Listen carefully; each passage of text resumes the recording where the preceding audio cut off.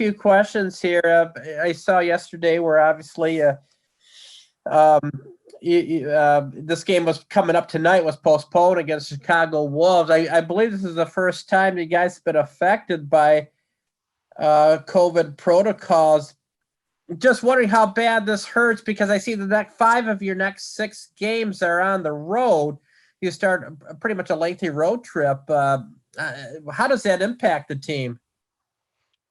Well, it's unfortunate, but we talked about before the season even began about being adaptable and controlling what we can control. And unfortunately, we can't control what happens with other teams. So we were ready to play the game tonight. And unfortunately, Chicago ran into a couple cases of COVID, and that had an impact on us. So, it just means that we practiced again today, and we're looking forward to going to Cleveland tomorrow.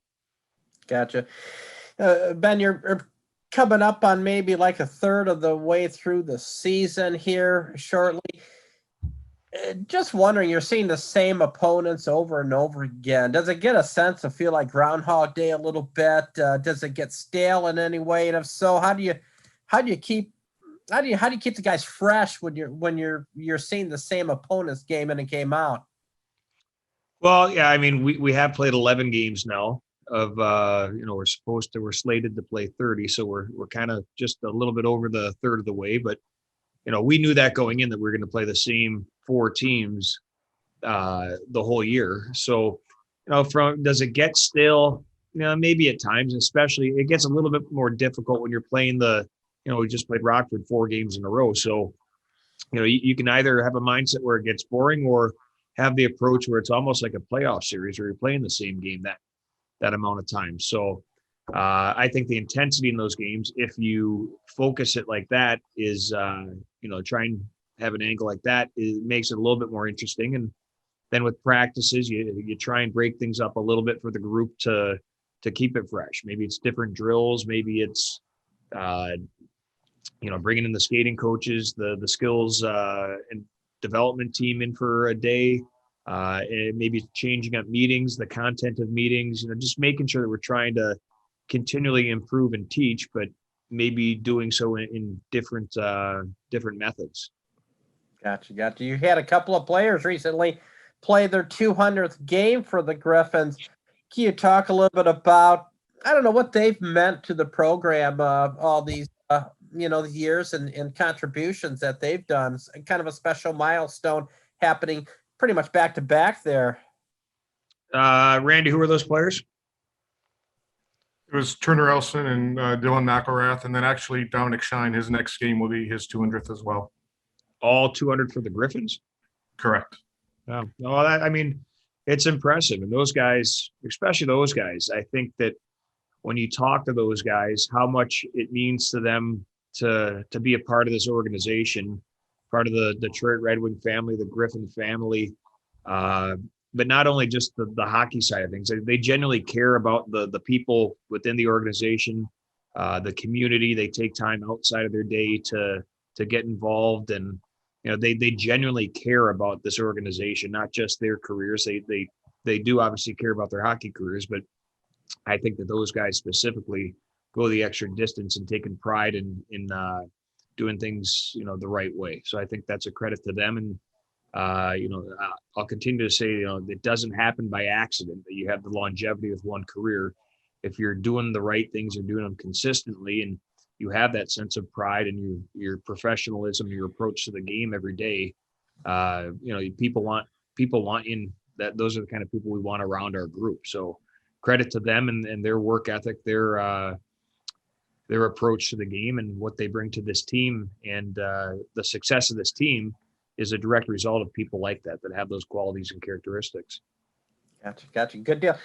Calvin's back, and you got a chance to see him on Tuesday night. I don't know, first impressions of obviously a guy you guys are familiar with, but first impressions of seeing him after a little more than a year.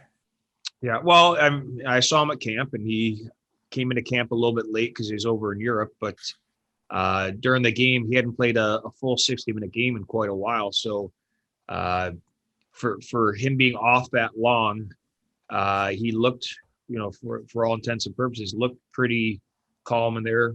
We didn't give up a ton of shots. I think it was 23 shots. I might be wrong there, 22, 23 shots. But, he comes out and he plays the puck quite a bit. So he stays involved that way. That helps with our breakouts tremendously. But I thought he looked sharp for being off that long. And that's a credit to him and his work ethic. I mean, you can tell that he's putting in the time, even if he hasn't played games away from the rink.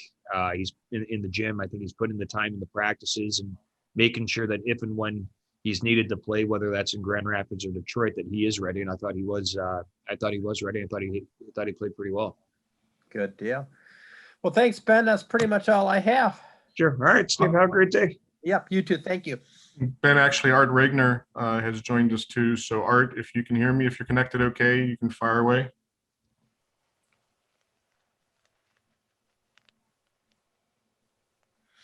Art, are you there? Yeah, sorry about that. I don't know exactly what's going on, but good afternoon there, Ben. I'm just kind of curious with this postponement and cancellation. Does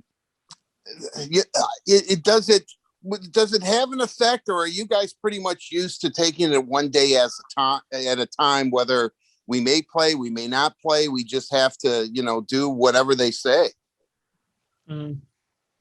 Like I said, we were prepared to play today. So, we had gone over what we needed to in preparation for Chicago.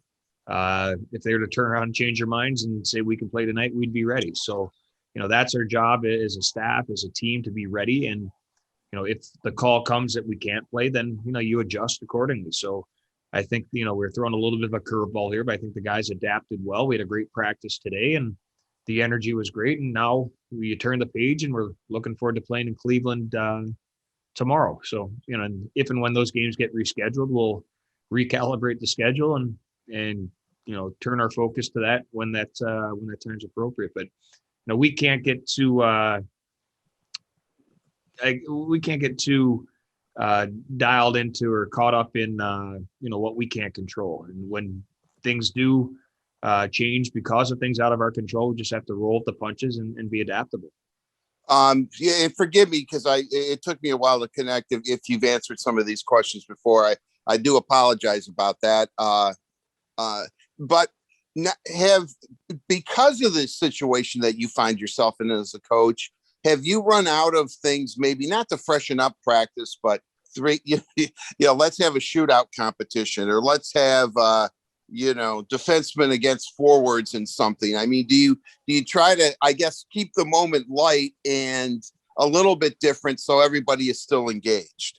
Yeah, no, we did just talk about that. And it's just a matter of trying to keep things fresh while still having the purpose of teaching and continuing to develop and grow. And, there are plenty of different methods and plenty of different ways to create that roadmap. So, that might be bringing in the skills and development guys. That might be bringing in the skating coaches. That might mean the content of meetings is different. That might mean we're doing different drills. That might mean we're practicing at different times. Might be a little bit shorter, might be a little bit longer. And we've got a great resource with Kinduck, with our sports science department, that we can kind of measure the workload of players based on a lot of different variables. Who's tired, whose workload's a little bit heavier, who needs a little bit time off, who needs to be pushed a little bit harder. And so we use all that to our advantage, to our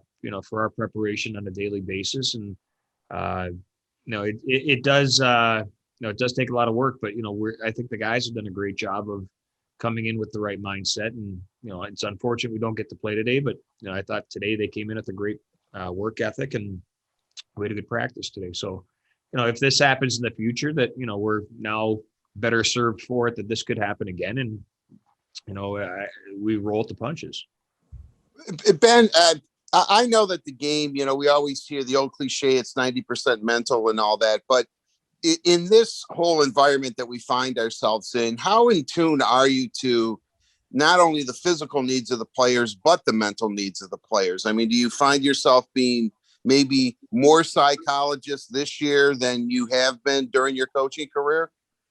Well, it's difficult on everyone. It's, and right now the protocols are, you're supposed to be at the rink and home and really just try and do as little as possible to try and mitigate the exposure to this virus. And so, it is, it's something that I think does go overlooked sometimes, but with a lot of different jobs where you're working remotely or you're not in the office, we still get to come in and interact with each other. And, it's essentially our family here. So, I see these guys more than I see my family sometimes. So, we are sensitive to that. We do care about each other here, not just as hockey players, as people. And, last week or a couple of weeks ago, it was getting, guys were a little bit kind of tired or down. The weather started to get a little bit warmer. So we grabbed everyone over to the practice arena and we played softball for the day. So it was fun. A couple of guys brought some stuff to grill out, and